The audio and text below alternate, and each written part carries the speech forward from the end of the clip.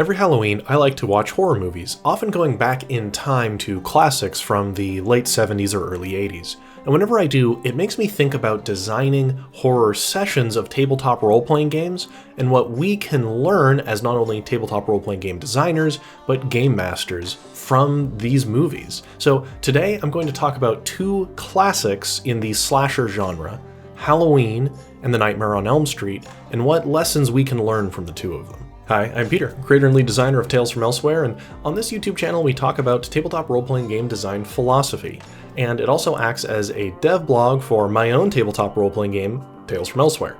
The first setting book, Clockworld, just finished its Kickstarter campaign, was successfully funded, even got a stretch goal, and if you're interested in doing late pledges on that, we'll put a link down below, as we'll be accepting book orders through the end of 2025. Anyway, let's hop into today's lecture, which is going to be about horror and how we can learn from one movie that I thought was really good and another that I thought was not so good.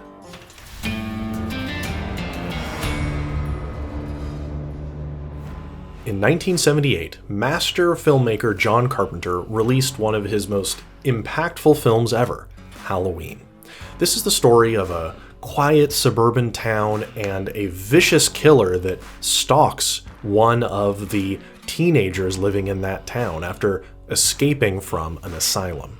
And in this film, the protagonist is played by Jamie Lee Curtis, and she is going to attempt to survive the night while Michael Myers stalks her during the day even, and then goes in for the kill against her friends and her that night.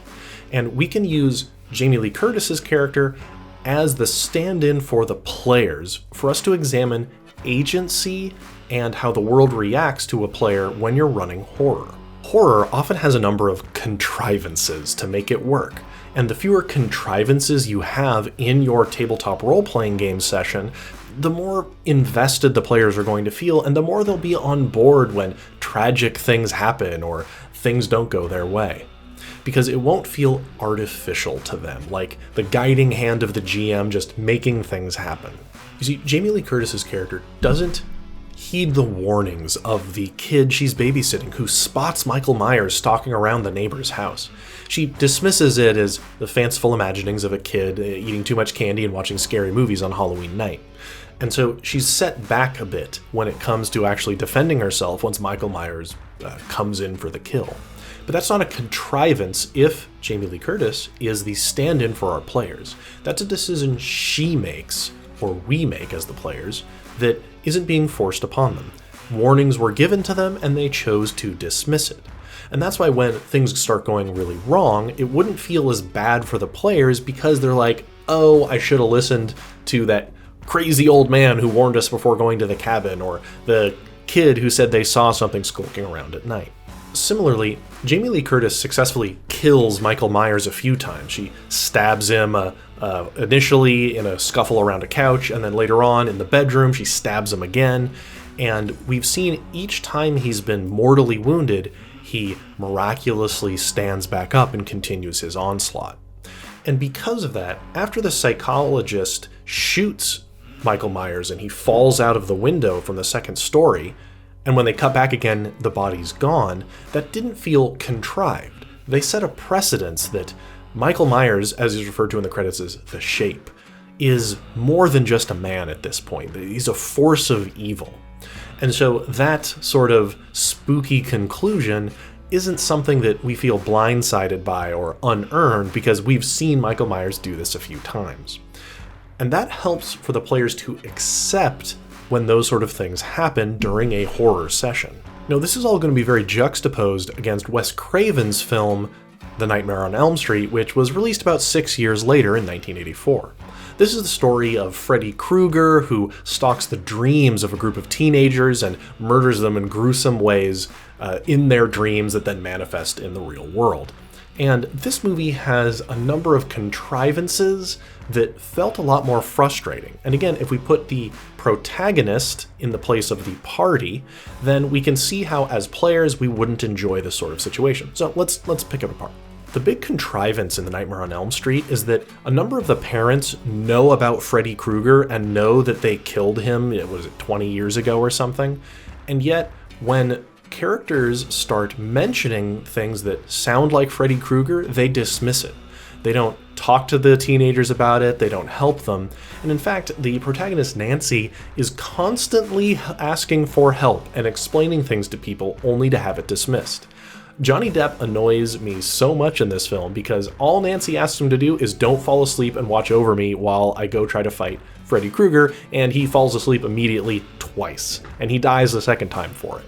That's a contrivance. If Nancy, the protagonist, is the players, and the NPCs just keep failing to listen to her, then that's going to be really frustrating.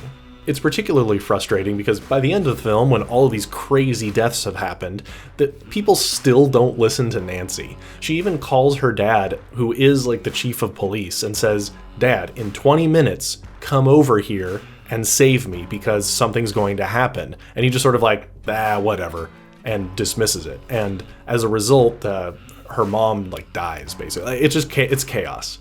Simply because the world around the protagonist seems unresponsive to her. They're all just very dismissive, and they don't listen to her directions when she's clearly in danger, and those sort of plot contrivances, when put into tabletop role-playing games, can be so frustrating.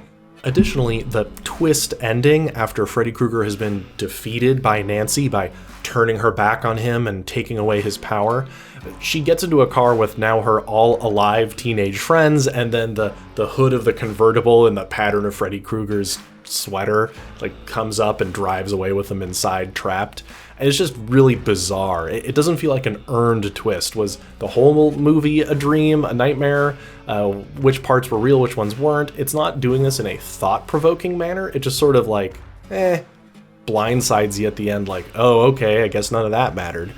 And you don't want the players to have that feeling at the end of one of your sessions. You don't want a twist to invalidate the experiences they've had during the previous couple of hours. The ending of Nightmare on Elm Street would invalidate what's happened to them previously during that session because none of it mattered. All of their struggles and such aren't really real, or are they? It's not really clear. So avoid those kinds of plot contrivances as well, a sort of rug pull twist that doesn't feel earned at the end. It's this feeling of agency and control in some aspects of a narrative that actually is necessary to make horror games work. The players don't want to just feel like bystanders watching an event transpire that they don't have any influence over. The players want to feel like there's a world that they interact with, even if that world is scary and full of monsters. But the other townsfolk, the other people, the other survivors, maybe they could help the players, and they should be receptive to interaction. Because otherwise, the players are really just sitting back and waiting for you, the GM, to introduce your next plot contrivance. And when you're designing your tabletop role-playing games that are going to be used in horror or action horror or survival horror, whatever brand of horror you're working with, consider how much information you're giving the players and how much they can feel like they're at the helm, even when they're beset at all sides. For my game, Tales from Elsewhere, I wanted the players to feel like they can fight back, even if the odds are really against them. But I wanted them to be armed with information. This is where things like player-facing target numbers and no secret roles can really actually help with the tension, because it gives something concrete for the players to grab onto that then could try to be pulled away from them at any time. You don't want them to be nebulous and with a feeling of contrivance. You want them to be grounded in the gritty moment. And now, I happen to pick just these two films because I watched them this past week, which was a lot of fun. I like to go back and watch these more foundational horror movies, and I'd love to know what horror movies inspired your tabletop role-playing game sessions. Are there any hidden gems or classics you want to share with the class? Put them in the comments down below and let me know. I'm always looking for more movies to watch. And if you found this video interesting, consider liking and subscribing. We release a new one of these every week on this channel, and if you want even more, our Patreon page actually includes an additional video every week.